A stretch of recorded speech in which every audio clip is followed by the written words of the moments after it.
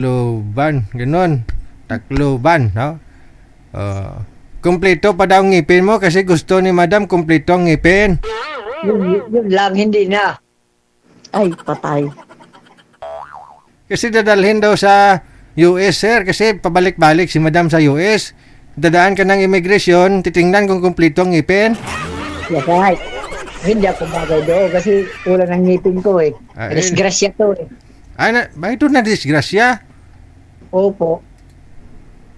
Natumba kayo. Ano nangyari, sir? Natumba na pataob. Bakit to kayo napataob? Ano nangyari? Nagbihat ng cement. Construction boy man lang ako. Tapos nadulas ka na tama yung bibig. O dito. So, Patay. hindi Tanggal naman. ang baba. Buhay naman, ma'am. Grabe ka naman. Usap po kayo ni Sir, ma'am. Medyo madilim lang si Sir, no? Umpisahan yung pag-uusap. Pasok.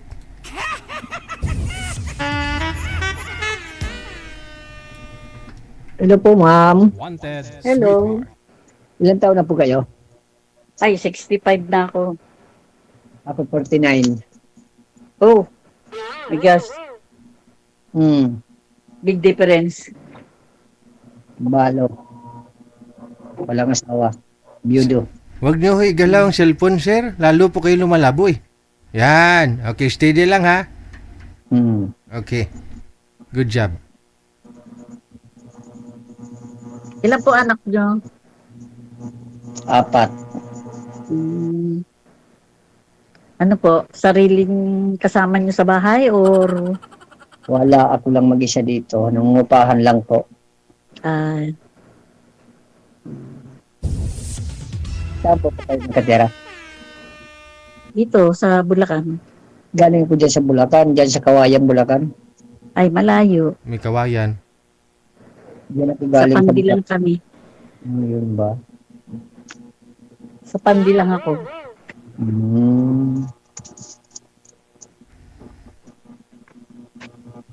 Huwag niyo igalaw ang cellphone, Sir. Nawawala kayo. Okay. Mamaya dito sa maliwanag, saglit lang.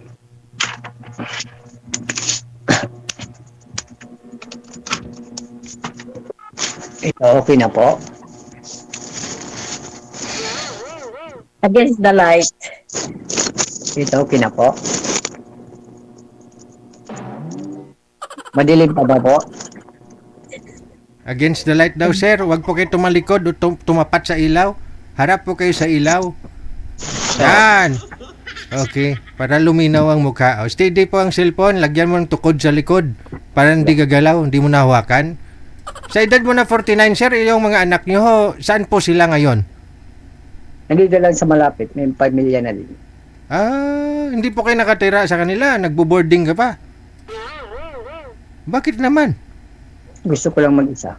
Ay, mahirap kayo mag-isa, Sir. Sa panahon ngayon, lalo yung mga lalaki na mag-isa lang, pagsamantalahan ng babae.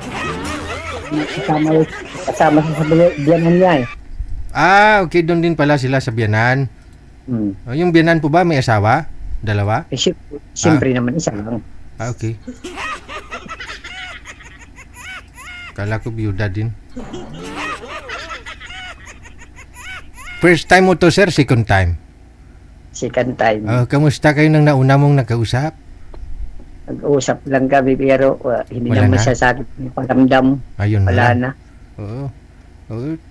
Ito, mukhang babalik ka dito sa Manila. I mean, dyan sa Bulacan, no? Para mapuntahan si Madam. Kung gustuhin. Yun, no? Ano, gusto mo sunduin kita ng kotse ko? Dito sa Tacloban. Hindi, Sir. Puntahan mo daw siya sa Bulacan. Marunong ka ba daw mag-drive ng kotse niya? Yun lang. Hindi ko marunong mag-drive eh. Ano po bang kotse mo, ma'am? Vios. Vios. Oo. Toyota. Yung manual o matic? Matic. Madali lang ho yan, Sir. Tulak-tulak mo lang naman. Automatic. Hinto naman niya pag tigil mo itulak. Matic eh. Madali naman ako turuan. Hindi na ako mahirap. Pag maturuan ako, sasanay naman lang ako. Ano po trabaho nyo? Instruction lang po. Mm.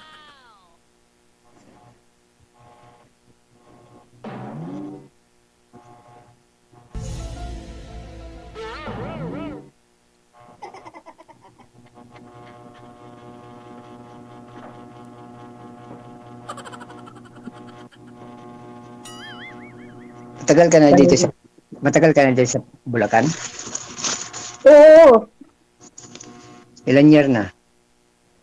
Ay, matagal na. Dito na talaga. Born ano na ako dito. Born to be free. Ganun po ba? Ako nakapangasawa ko dyan sa Maynila. Ang kaso lang dyan din namatay. Umuwi ako dito sa Liti. Kaya Tagaliti man talaga ako. Tacloban. Mm. Okay.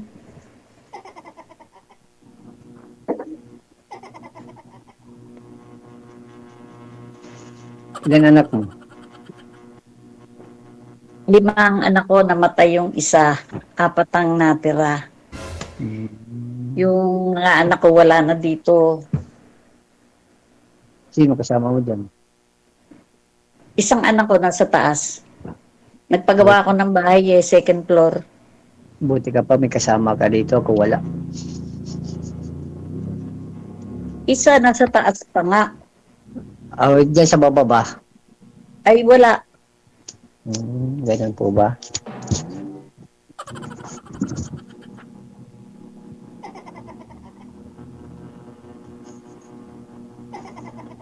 Pang ilang sali nyo na dito?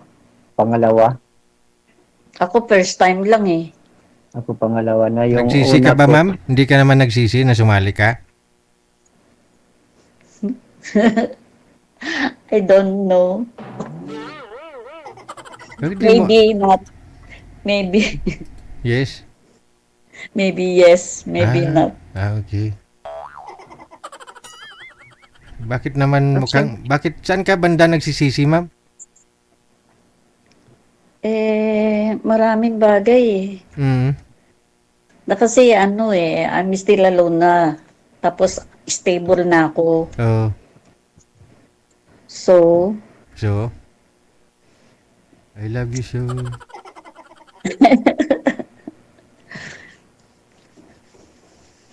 Tapos po, wala baka ano, baka magsisi lang yan sa akin. bakit naman? Alam mo naman ako eh, hindi Medyo, mahirap akong kasamahin. medyo Kaya ngayon pa lang, dinidiscourage ko na siya. Ay, alam mo ba, kung yung lalaki kasi, ma'am, kung interesado talaga sa'yo, kahit pahihirapan mo yan, ma'am, mas lalo ho yan magkaka-interest sa'yo, ma'am. Pupuntahan ka talaga ni sir.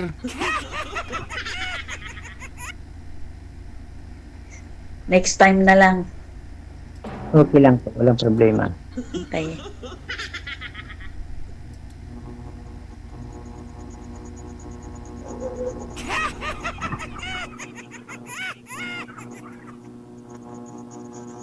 Wala naman tayong magagawa eh. Sa bagay, tao lang naman tayo eh. Nasa sayo na yung desisyon. Pasensya na po kayo eh. Medyo po ano eh. Alam niyo naman ako, ang aking hilig ay magsumba, makipag-jamming-jamming sa mga kaibigan ko. Kaya hindi po pwede sa akin yung may kasama eh. Yun lang ang pag-aawayan. Ay, hindi. Baka baguhin din ni sir yung lifestyle niya. O, baguhin niya na rin. Magsusumba-sumba na rin. Oh. Kasi siyempre yun ang hilig mo. Hilig niya na rin yun.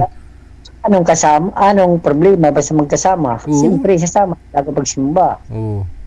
Zumba sir. Ano po ba trabaho? Zumba Ano sir. ba trabaho niyo? Zumba sir. Hindi. Zumba sir. Distraction. Sasayaw sir ha. Zumba sir. Magsasayaw si madam. Anong araw po Hindi kayo? Anong araw po kayo nagsusumba, ma'am?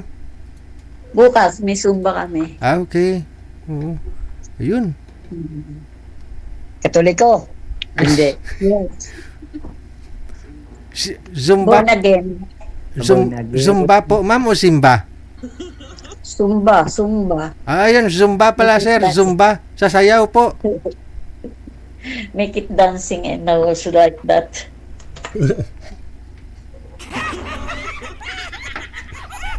Sige.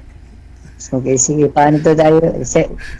Idol DJ, hindi na tayo tanggap. Wala tayong magagawa. Hindi tayo tanggap. Yes, that's right. Ba't mo sinasabing hindi tayo tanggap? Ikaw lang naman yung kausap ni ma'am, pati ako, dinadamay mo eh. No. Hindi, Ayaw niya, sabihin mo, hindi ako tanggap, hindi yung sabihin mo, hindi tayo tanggap. Ikaw lang naman yung gusto. Sorry po. Sorry po. Sorry. Alam mo kasi sir, hindi naman ora-orada, tanggapin ka ng isang tao. Kung interesado ka po sa kanya, effort ka, pakita mo na na-deserve ka sa kanya. Kung interesado ka po kay madam, no, kasi hindi naman sa unang tingin gustuhin ka niya. No? Kasi siguro si madam, hindi naman ho siya tumitingin sa physical na anyo una. Baka po pag kalaunan, no, gusto niya ho kasi medyo mabait, walang bisyo. Oh, yung masasabayan mo yung gusto niya. Yun nga po, nagsusumba po si madam. Sumasayaw-sayaw. Magaling ka ba sumayaw? Medyo. Yun o. Sample sir, dali. Anong music ang gusto mo? Oh?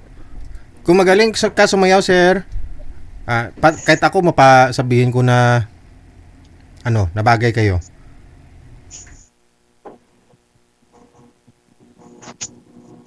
Next time na lang uli, next time. Pangalawang sali mo na ho ito sir eh. Kaya nga, ang una, wala din, taga Davao din yun. Nag-video call kami pag ilan araw na wala na din, hindi na rin siya pagkontak. Oh, may rason po yun sir, may rason. Kung bakit ho ang dahilan lang niya sa akin, busy daw siya sa trabaho. Si Marlene, taga Davao, sabi niya sa akin, busy lang siya sa trabaho. Tapos otro tawag ulit sa akin, number na lang tinawag niya sa akin, yung cellphone na daw niya nasira. Hirap na daw siya ng keypad. Oh. Nawa. Hindi sana pinadalan mo ng pambili ng cellphone. Hindi naman tayo mapira eh. Huwag mo sabihing hindi mapira. Tama-tama lang mabubuhay. Mas lalong magtatampo yung pera niyan, sir. Mabubuhay, magkakain-kain, isang araw, 3 bisis. Mabuti nga sa'yo, 3 bisis. Ako 2 bisis lang ako kumakain sa isang araw, sir eh.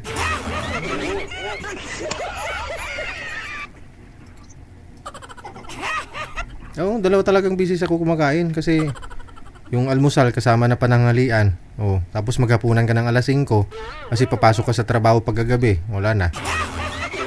Hindi kasi may bigat yung trabaho ko. Oo. Di mo ba alam na mabigat yung trabaho ko? Kung sa bahay ako, sir, binubuhat ko yung bahay namin kasi minsan binabahaan, lipat ko sa kabila.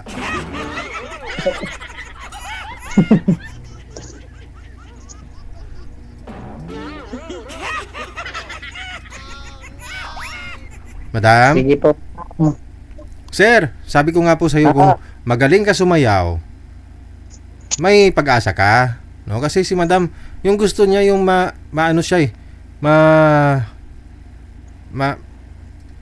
masabayan siya kung anong gusto niya. Ganun po. Ma'am, no? Tama po ba? May magaling si madam sumayaw. Hindi na ako marunong sayaw eh. Kaya hindi ko mahilig sa sayawan eh. Yun lang, sabi mo kanina, marunong ka sumayaw. Hindi ko mahilig sa mga barkada. Kaya hindi ko marunong sayaw sama sa sayawan. Ayaw ko. Gusto ko lang sa bahay lang. Trabaho, bahay. Ako, sir, trabaho, bahay din naman ako. May isa, wala akong barkada, sir. Pero magaling ako sumayaw kasi nagsusumba ako sa bahay kasama anak ko. Ano po ng barkada kasi yung barkada yung napapahamak sa atin. Hindi ka naman kailangan magbarkada para magaling ka sumayaw. Tama. Diba? Kahit nasa bahay trabaho ka, kailangan mo rin minsan mag-bluetooth, sayaw-sayaw.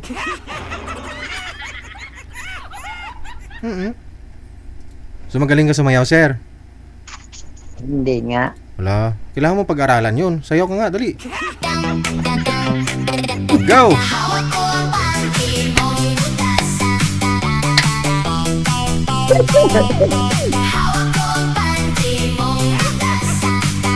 Sarap! Sa kanto, gumagalaw. Ikaw ang dahilan. Harap yun, harap. Harap yun. Gusto. Wala, inunahan ko na ayaw sumabay. Tinutulungan na nga kita, Siri. Kaya nga. Masama yung serious. Oo, Nahuhospital yun. tama. Huwag. Huwag naman. Kaya lang matanda ako sa inyo. 60, ilang taon ka na, ma'am? 65. 65. O di parang 48 lang si ma'am, oh. Ilang taon ka na nga? Wala. 65 si ma'am, no? Ikaw, sir, ilang taon? 49 ngayon sa October 1. Oh, 48 ka pa lang pala, no? Hmm. Laki ng agwat ninyo Wala pala, no? Wala akong problema sa buhay ko eh. Ayun. At ngayon, ma'am, kung magkatuluyan kayo ni sir, sigurado magkakaroon ka ng problema. Huwag naman.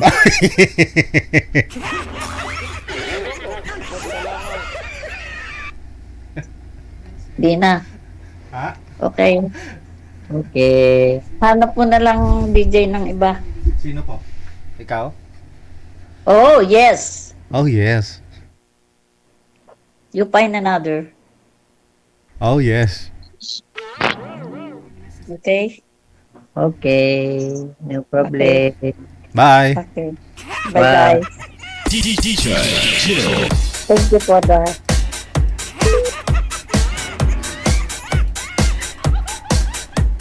Ayun po pala, no? Medyo malaki din agwat ng edad nila. 48, 65, no? Halos 18? No. 17 years.